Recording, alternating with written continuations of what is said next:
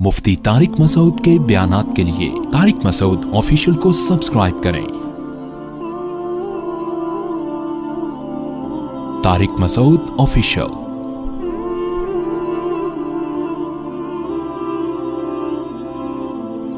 अल्लाह ताला ने एक उसूल और ज़ाब्ता बयान किया जो अहले ईमान के लिए ज़िंदगी गुजारने का एक बेहतरीन ज़ाब्ता है, और यूँ समझें कि एक टेंशन ख़त्म करने के लिए इससे बेहतर नुस्खा दुनिया में किसी कौम के पास नहीं है जो अल्लाह ने अहले ईमान को दिया। वो क्या दिया? ग़ज़वा उहद में सहाबा शहीद हुए, बहुत सारे परेशान, यही बातें कि यूँ कर लेते तो यूँ हो जाता, नबी के मशवरे पर अमल हमने कर लिया तो हम मदीना से बाहर निकल के ना लड़ते और दिफा में रहते तो ये कुछ ना होता। इसी तरह की बातें चल रही हैं, ये नुकसान वो नुकसान, यूँ कर लेते तो ऐसा होता, यूँ कर लेते तो ऐसा होता। जैसे कि होता है जब कोई मुसीबत आती है तो फिर हज़ारों तबसरे होते हैं। अल्लाह ने एक उसूल ज़ाब्ता बयान किया, या अय्युहल्लज़ीना आमनू, ए लोगो जो ईमान लाए हो। मैं तो आप लोग से कहता हूँ ये आयत ज़बानी याद कर लें, या अय्युहल्लज़ीना आमनू, ए लोगो जो ईमान लाए हो, ला तकूनू कल्लज़ीना कफ़रू, काफिरों की तरह मत हो जाओ। ये बातें काफिर लोग करते हैं, तुम काफिरों की तरह मत हो जाओ। क्या मतलब, कैसे हो जाएं? फरमाया वक़ालू लिइख़वानिहिम, काफिर अपने भाइयों से कहते हैं, भाई से मुराद जो कुफ्र में उनके भाई हैं, जैसे जो जंगों में लड़ने के लिए जाते हैं या सफर में दीनी भाई उनके। काफिर अपने दीनी भाइयों के बारे में क्या कहते हैं? इदा ज़रबू फिल अर्ज़, के जब वो उनके दीनी भाई सफर में निकलते हैं या वैसे ही कहीं लड़ाई के लिए चले जाएं जंग में, तो क्या कहते हैं? लौ कानू इंदना, अगर ये हमारे पास होते, मा मातू, ना ये मरते, वमा कुतिलू, ना कत्ल किए जाते। यानी वो इस तरह की जाने से पहले नहीं सोच रहे, जाने के बाद जब हो गया है काम, उस सफर में गए, तकदीर इलाही से मौत वाक़ई हो गई, लड़ाई में गए तो लड़ाई में तो कभी आप कत्ल करते हैं, कभी आप कत्ल हो जाते हैं। तो ये जब आपने कत्ल कर दिया तो वाह वाह वाह, वो कत्ल हो गया, तो फिर इस तरह की बातें कर रहे हैं, काश ये यूं ना होता तो यूं हो जाते। तो अल्लाह फरमाते हैं तुम इस तरह की बातें मत किया करो। लियजअलल्लाहु ज़ालिका हसरतन फ़ी क़ुलूबिहिम, अल्लाह काफिरों को इन बातों की तौफीक इसलिए देता है ताकि इन बातों को इनके दिलों में हसरत का जरिया बनाए और अफसोस का जरिया बनाए कि एक तो गम हुआ, मुसीबत पहुंची, ऊपर से एक और बड़ी मुसीबत ये कि काश ये ना करते, इस पर और गम होता है। जैसे आपने कहीं सफ़र किया और अल्लाह ना करे जहाज़ क्रैश हो गया, आपके किसी रिलेटिव ने सफ़र किया, अब आप यही बैठ के सोचते ना, यार मैं उसको मना कर रहा था ट्रेन से जाओ, बस से ना जाओ, मैं तो मना कर रहा था, समझा रहा था, फिर भी वो बस जहाज़ से गया, और काश ना जाता, ट्रेन से चला जाता, ऐन वक्त पे उसने इरादा तब्दील किया। तो एक तो मौत का गम होता है, दूसरा इसका गम कि यूं कर लेते तो यूं होता, यूं कर लेते तो यूं होता। तो अल्लाह ने फरमाया ऐसा मत किया करो, वल्लाहु युहयी व युमीत, अल्लाह है जो मौत भी देता है और जिंदगी भी देता है। ये अल्लाह के काम है। किसी को सफर में ले जाके मारेगा, किसी को मैदान जंग में ले जाके मारेगा, किसी को जहाज में बिठा के मारेगा, किसी को ट्रेन में बिठा के मारेगा, कोई ट्रक के नीचे आके मरेगा, कोई कोरोना से मरेगा। छोड़ दो, ये अल्लाह के काम है, तुम्हारे सोचने के काम नहीं है। तुमने ग्राउंड रियलिटी को सामने रखकर वक्त पर जो फैसला किया, बस वो फैसला करो। तुम आगे रिजल्ट क्या निकल रहा है ये अल्लाह पे छोड़ दो। वल्लाहु बिमा तामलून बसीर, जो कुछ तुम कर रहे हो अल्लाह उससे बाखबर है। कितना बेहतरीन अल्लाह ने एक नुस्खा बयान किया। तो इसमें सहाबा को भी तसल्ली दी जा रही है कि ग़ज़वा उहद में जो तुम्हारा इतना नुकसान हो गया, तो ये मुनाफिकीन कमबख्तों की बातों में मत आओ, यूं कर लेते तो यूं हो जाता। ये तो काफिर लोग इस तरह की बातें कर रहे हैं, छोड़ दो, जो होना था हो गया, वो जो मुसीबत पहुंचनी थी पहुंच चुकी है। वल्लाहु युहयी व युमीत, अल्लाह ही है जो हयात भी देता है और मौत भी देता है। तो इसलिए ये बातें मत करो। आगे अल्लाह फरमाते हैं वला इन क़ुतिलतुम फ़ी सबीलिल्लाह, और काफिर पे तो चलो वो जब लड़ाई के लिए गया है, वो तो शैतान के रास्ते में लड़ रहा है, और तुम तो अल्लाह के रास्ते में लड़ते हुए शहीद हुए हो, तुम पे तो वैसे भी ये बातें सूट नहीं करती। क्यों? वला इन क़ुतिलतुम फ़ी सबीलिल्लाह, कि अगर तुम कत्ल कर दिए जाओ अल्लाह के रास्ते में, औ मुत्तुम, या वैसे ही तुम्हारी अल्लाह के रास्ते में तबई मौत आ जाए, लमग़फ़िरतुम मिनल्लाह, तो अल्लाह की तरफ से जो तुम्हें मग़फ़िरत मिलेगी, व रहमतुन, और रहमत मिलेगी, खैरुम मिम्मा यजमाऊन, वो बेहतर है उन दुनिया की नेमतों से जो ये लोग जमा कर रहे हैं। यानी मुसलमान तो इस लिहाज से भी नहीं कह सकता कि भाई काश जिंदा रहते, इसलिए कि उनको तो शहादत और मौत के बाद जो कुछ मिल रहा है वो तुम्हारे गाड़ी बंगलों से 1000 गुना बेहतर है, तुम्हें तो वैसे भी ये अफसोस करने की इजाज़त नहीं है। तो खुलासा क्या निकला कि एक तो तकदीर का अकीदा तुमने सोच के हर गम में सुकून हासिल करना है, काम करने से पहले 100 दफ़ा सोचना है, जब काम हो गया तो उसका जो भी रिजल्ट निकले, चाहे वो तुम्हारी गलती पे ही निकले, تو غلطی کی اصلاح تو آگے کے لیے کرنی ہے، مگر اس غلطی پہ رونے دھونا نہیں ہے کہ ہمیشہ کے لیے روتے ہی رہو اس پہ بیٹھ کے. بس توبہ کر لی، استغفار کر لی، اب آگے کے لیے سوچو. یہ سوچو یہ مقدر میں تھا اور ہو گیا، ایسا ہی ہونا تھا، ہماری تقدیر میں ایسا ہی لکھا ہوا تھا. یہاں تک علماء نے لکھا ہے کہ اگر آپ سے کوئی گناہ ہو جائے، آپ اچھی طرح اللہ سے گڑ گڑا کے توبہ کر لیں اس سے. لیکن شیطان کیا کرتا ہے، بار بار پھر آپ کو یہ کہتا ہے کہ دیکھو تم سے تو گناہ ہو گیا تھا، تم تو نیک بن نہیں سکتے، تم سے تو یہ ہو گیا تھا. تو علماء نے یہاں تک لکھا ہے کہ ایسے موقع پہ شیطان کو خاموش کرانے کے لیے یہ کہنا جائز ہے کہ بھائی میری تقدیر میں گناہ لکھا تھا، مجھ سے تو ہونا ہی تھا، وہ بس چپ کر جا، مجھے آگے کام کرنے دے. ورنہ شیطان کیا کرتا ہے، بار بار یار دیکھو تم سے ہو گیا تھا نا گناہ، پتہ نہیں سچی توبہ ہوئی بھی ہے کہ نہیں ہوئی ہے، اور گناہ تم سے ہو گیا تو ہو سکتا ہے دوبارہ بھی ہو جائے، ہو سکتا ہے تیسری دفعہ بھی ہو جائے. تو شیطان نا عمل سے روکتا ہے. تو آپ کی ذمہ داری تھی، اللہ نہ کرے اگر گناہ ہو گیا آپ سے، آپ نے سچے دل سے توبہ کر لی تو آپ کی ذمہ داری پوری ہو گئی. اب اگر شیطان بار بار آ کے ورغلا رہا ہے اور عمل سے مایوس کر رہا ہے آپ کو، تو آپ شیطان کو خاموش کرا دیں یہ کہہ کے بھائی میری تقدیر میں لکھا ہوا تھا، ختم، جو ہونا تھا وہ ہو گیا، مجھے آگے کا دیکھنے کیا کرنا ہے میں. تو اس طرح سے صحابہ کو بھی یہ بتایا جا رہا ہے کہ منافقین کا چونکہ پروپیگنڈا بہت ہو رہا تھا، اس لیے قرآن اس ٹاپک کو بہت طول دے رہا ہے، کیونکہ ان کا پروپیگنڈا بہت طویل تھا. تو بار بار آیتیں اس حساب سے نازل ہو رہی تھی، کیونکہ وہ مسلسل یہ پروپیگنڈا کر رہے تھے، یوں کر لیتے تو یوں ہوتا، جیسے بعض لوگ کرتے ہیں نا فسادی. تو قرآن بھی بار بار آیتیں نازل کر کے صحابہ کو تسلی دے رہا ہے. تو قرآن کہہ رہا ہے کہ تم اس طرح کی باتیں مت کیا کرو، اور یہ تو اللہ ان کے دلوں میں حسرت کا ذریعہ بنانے کے لیے، تبھی کافر اور نافرمان لوگ جلدی ڈپریشن میں، اسٹریس میں جاتے ہیں. مسلمان تقدیر پر ایمان کر کے صبر کرتا ہے. تو اللہ فرما رہے ہیں وَلَئِن قُتِلْتُمْ فِي سَبِيلِ اللَّهِ، اگر تم اللہ کے راہ میں قتل کر دیے گئے، او متم، یا تمہاری موت واقع ہو گئی، تو کیا ہو گیا بھائی، لَمَغْفِرَةٌ مِّنَ اللَّهِ وَرَحْمَةٌ، جو اللہ کی طرف سے مغفرت اور رحمت ملے گی وہ اس دنیا سے کروڑا گنا بہتر ہے. دوسری بات یہ کہ اگر وہ رحمت اور مغفرت نہ بھی ملتی، ویسے ہی تمہاری موت ہو جائے، جہاد میں نہ ہو، ویسے ہی مر جاؤ، تو ہوگا کیا، تم بالآخر لوٹ کر تو سب نے اللہ ہی کی طرف جانا ہے نا. تو اللہ تمہارے اعمال کا حساب دے گا، اچھے اعمال کیے ہوں گے اچھا بدلہ، برے اعمال کیے ہوں گے برا بدلہ. تو اعمال کو زیادہ فوکس کرو، اس کو زیادہ فوکس نہ کرو کہ کون کب مرا اور کون کب پیدا ہوا، ان چیزوں کو زیادہ اہمیت مت دو. آگے اسی کا مضمون ہے وَلَئِن مُتُّمْ أَوْ قُتِلْتُمْ، فرمایا اگر تم مر بھی گئے یا تم قتل کر دیے گئے، لَإِلَى اللَّهِ تُحْشَرُونَ، تم مر کے مٹی ہو کے ختم تھوڑی ہو رہے ہو، تم نے تو لوٹ کر اللہ ہی کی طرف جمع ہونا ہے. تو اللہ تمہارے اعمال کا تمہیں حساب و کتاب دے گا، فنا نہیں ہو جاتے مر کے. تو عمل کو فوکس کرو. آگے اللہ نے اپنے حبیب صلی اللہ علیہ وسلم کی تعریف کی، کیونکہ صحابہ کرام کو جب شکست ہوئی اور وہ میدان میں بہت سے حضرات فرار ہوئے، تو نبی صلی اللہ علیہ وسلم جب ان کے پاس گئے تو صحابہ کرام شرمندہ تھے کہ ہمیں نبی صلی اللہ علیہ وسلم ڈانٹ پلائیں گے اور ہمیں تنبیہ کریں گے. اس کا نقصان یہ ہو سکتا تھا جیسے کہ قرآن کہہ رہا ہے کہ ایک تو انہوں نے اتنی قربانیاں دیں، اپنے لوگ شہید کروائے، اور ایک ظاہر ہے جنگ میں بعض دفعہ دشمن غالب آ جاتا ہے، تو ان کے حوصلے پست ہو سکتے تھے اور وہ نبی کے گر سے جو ہے نا منتشر ہو سکتے تھے. تو اس لیے اللہ نے فرمایا کہ فَبِمَا رَحْمَةٍ مِّنَ اللَّهِ، اللہ کی ایک رحمت تھی، لِنْتَ لَهُمْ، کہ اے نبی آپ ان کے لیے نرم پڑ گئے. یعنی اللہ نے بھی آپ کے دل کو بھی تھام لیا، اللہ نے آپ کو رحمت کی توفیق دی، سختی سے اللہ نے آپ کو بچا لیا، کیونکہ ہر نیکی اللہ کی توفیق سے ہوتی ہے. تو نبی کی یہ ایک نیکی تھی کہ آپ اپنے اصحاب اور اپنے ماتحتوں کو آپ نے بجائے ان کو رسوا کرنے کے، ان کو تانے دینے کے، آپ نے ان کو حوصلہ دینا شروع کر دیا. وہ حوصلہ کیا تھا؟ صحیح حدیث میں آتا ہے کہ کسی نے یہ کہا کہ یہ لوگ تو فرار ہونے والے ہیں، بھاگنے والے ہیں، ہم لوگ تو فرار ہونے والے ہیں. آپ نے فرمایا نہ نہ، تم فرار ہونے والے لوگ نہیں ہو، تم تو پلٹ کے حملہ کرنے والے لوگ ہو، تم فرار ہونے والے نہیں ہو. تو آپ صلی اللہ علیہ وسلم نے ان کی حوصلہ افزائی کی.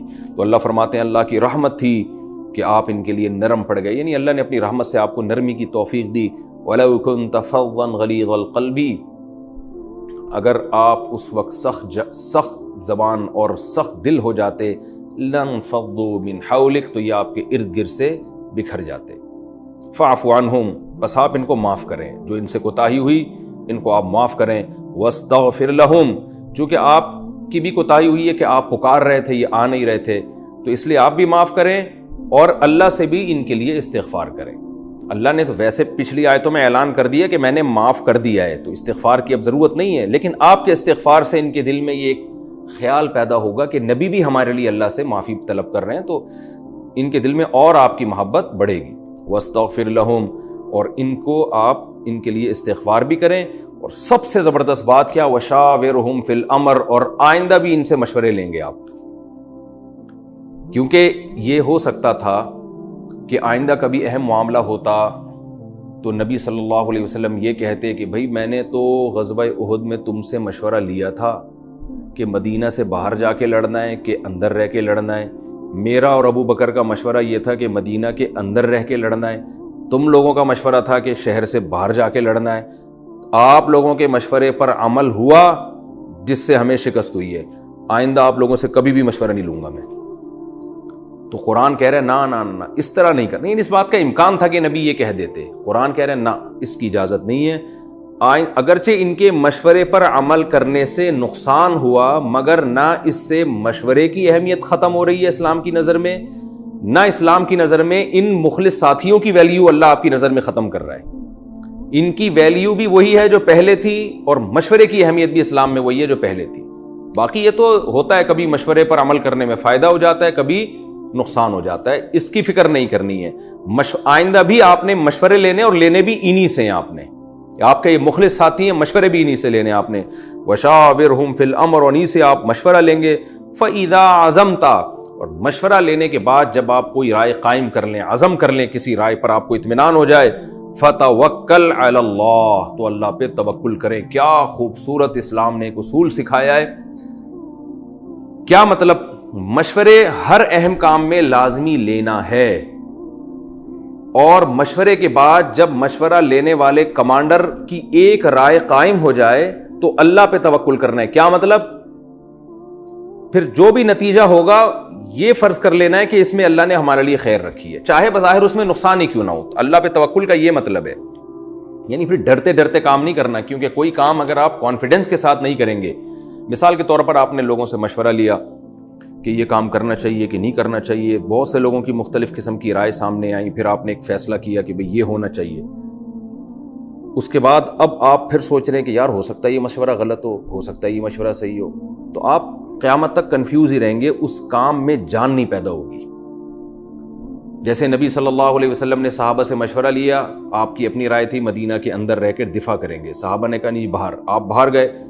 اب آپ یہی سوچتے رہتے پتہ نہیں یہ رائے کہیں غلط نہ ہو، تو پہلی دفعہ میں جو فتح ہوئی وہ بھی نہ ہوتی، شروع سے ہی شکست ہو جاتی، کیونکہ کانفیڈنس کے ساتھ لڑائی نہیں ہوتی.